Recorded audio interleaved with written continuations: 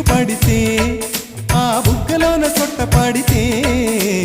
ఎంత గ్లామరో గల ఎంతెంత గ్లామరో గల లేడి పిల్ల ఆటలాడితే ఆ ఆటలోన బయట జారితే